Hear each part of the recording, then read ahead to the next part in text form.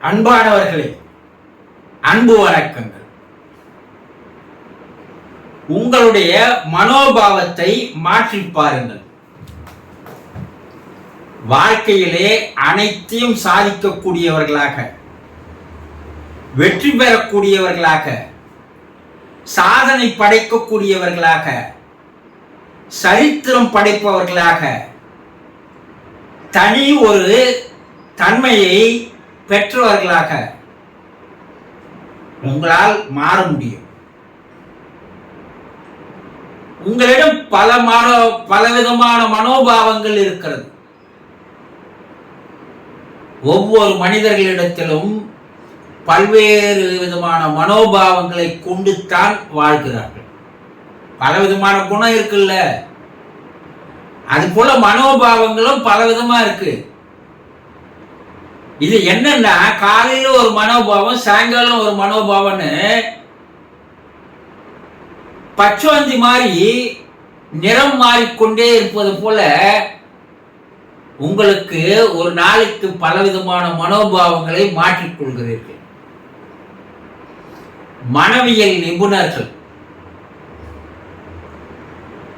ஒரு சிறந்த மனோபாவம் எது என்று கண்டுபிடித்து கூறியிருக்கிறார்கள்.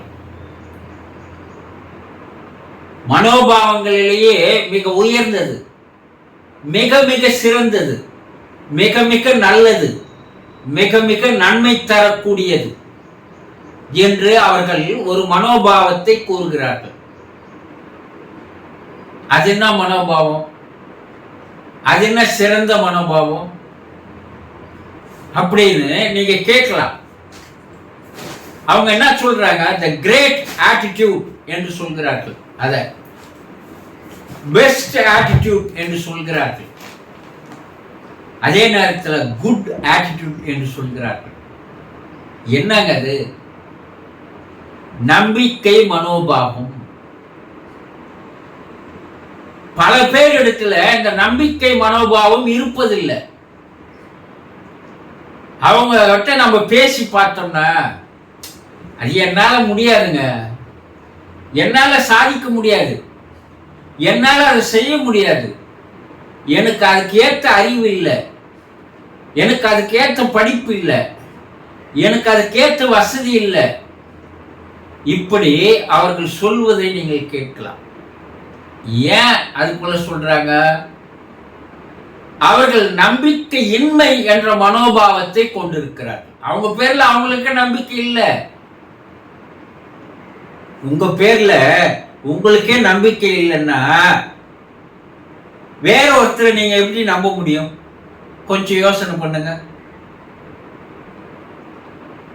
உங்களை நீங்கள் நம்பினால்தான் உங்களை படைத்த அந்த கடவுளும் உங்களை நம்புவான், இல்லையா? உங்களை நீங்களே நம்பலன்னா உங்களை படைத்த அந்த கடவுள் கூட உங்களை நம்ப மாட்டான், கைவிட்டுருவான். அப்போ நம்மீதே நமக்கு நம்பிக்கை இல்லை எனில் எதையுமே செய்ய முடியாது, வாழ்க்கையில வெற்றி பெற முடியாது, சந்தோஷத்தை அனுபவிக்க முடியாது, ஹாப்பியா இருக்க முடியாது. ஒரு சிலர் தன்னைத்தானே தாக்கிக் கொள்கின்ற மனோபாவத்தில் இருப்பான். அவங்களால முடியுங்க, நம்மளால முடியாது.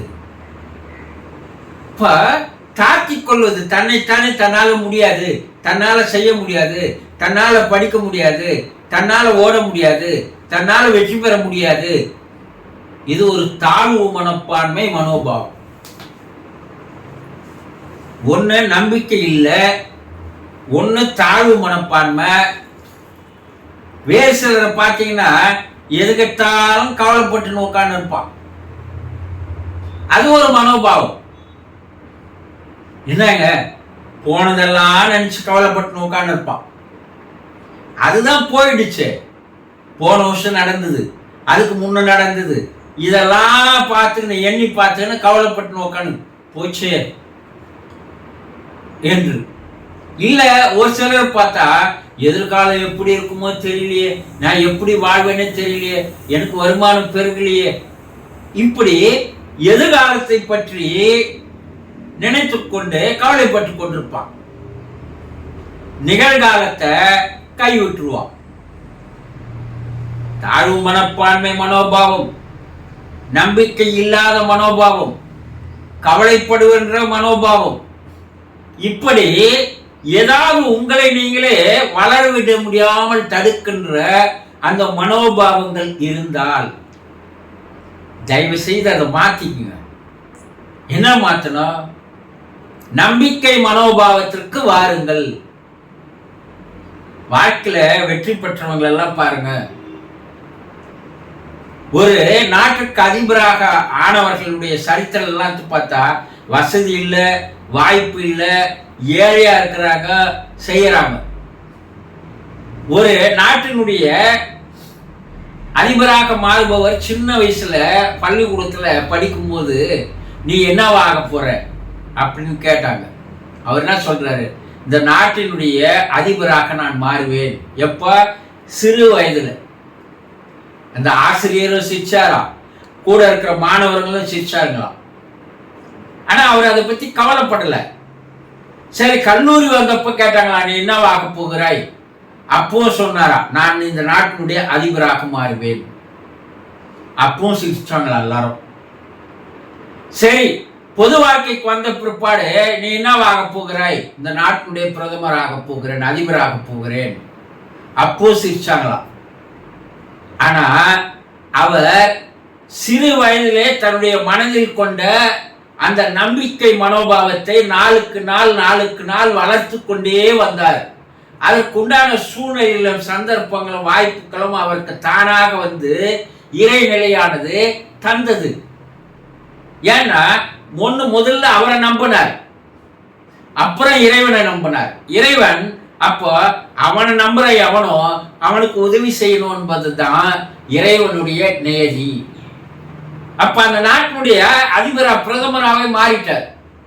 அவர் என்ன சொல்றாரு? இடையில் பல பேர் கேலி பண்ணலாம், பல பேர் உங்களை அசிங்கப்படுத்தலாம், பல பேர் உங்களை விட்டு ஒதுங்கி போகலாம்.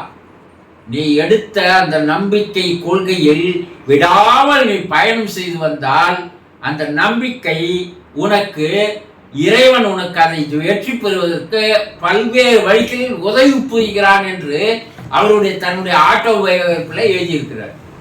ஒருத்தர் ரெண்டு பேர் இல்லை, ஆபிரகாம் லிங்கன், பெரிய பெரிய அதிபர்கள், பெரிய பெரிய சாதனையாளர்கள், வெற்றி பெற்றவர்கள், சரித்திரம் படைத்தவர்கள், கண்டுபிடிப்பாளர்கள். அப்ப எல்லோருடைய வாழ்க்கை சரித்திரத்தை எடுத்து படிச்சு பார்த்தோம்னா யாரும் வசதியானவர்கள் இல்லை, எல்லாருமே ஏழ்மை நிலையிலிருந்து வந்தவர்கள். அவர்கள் வைத்திருந்த ஒரே மனோபாவம் நம்பிக்கை மனோபாவம். அந்த குட் ஆட்டிடியூட் என்று சொல்லக்கூடிய அதை விடாப்பிடியாக உடும்பு பிடியாக பிடித்துக் கொண்டு என்னால் முடியும், என்னால் முடியும், என்னால் சாதிக்க முடியும், என்னால் வெற்றி பெற முடியும் என்ற ஒரு மந்திரமானது அவர்களுடைய மனதிலே எந்த நேரமும் ரீங்க ஆரம்பித்துக் கொண்டே இருந்ததால் இறைவன் அவர்களை நம்ப ஆரம்பித்தார். அப்போ அவர்கள் சாதனையாளர்களாக மாறுகிறார்கள். உங்ககிட்ட கூட அந்த நம்பிக்கை மனோபாவத்திற்கு நீங்கள் மாறுங்கள். நீங்க எந்த தொழில் செய்யுங்க, எந்த படிப்பு படிங்க, எந்த வேலை செய்யுங்க, எதனா ஒன்று சாதிக்கணும்னு நினைங்க, எப்படிப்பட்டவர்களா கூட நீ இருக்கலாம், அதை பத்தி கவலை இல்லை. ஆனா உங்ககிட்ட என்ன இருக்கணும்? நம்பிக்கை மனோபாவம் இருக்க வேண்டும். நம்பினோர் கெடுவதில்லை. அப்போ எந்த மனோபாவங்கள் இருந்தாலும் உங்களை அழிக்கின்ற, உங்களை வெற்றி பெற போகின்ற, தடுக்கின்ற, உங்களே தாழ்த்தி கொள்ளுகின்ற, உங்களை நீங்களே குறைவாக எடை போடுகின்ற, பல பேர் உங்களை ஏதாவது பண்ணுவாங்களோ, அசிங்கப்படுத்துவாங்களோ, ஏளனம் பண்ணுவாங்களோ, கேலி பண்ணுவாங்களோ என்ற மனோபாவம் இருந்தாலும் கூட எல்லாத்தையும் தூக்கி விசிறி அடித்துட்டு நம்பிக்கை மனோபாவத்திற்கு நீங்கள் மாறி பாருங்கள். உங்களால் நீங்கள் நினைத்ததை சாதிக்க முடியும் என்பதை முதல்ல மனசுல நம்பிக்கையை வையுங்க, வெற்றி பெறுவீர்கள். சந்தோஷம்.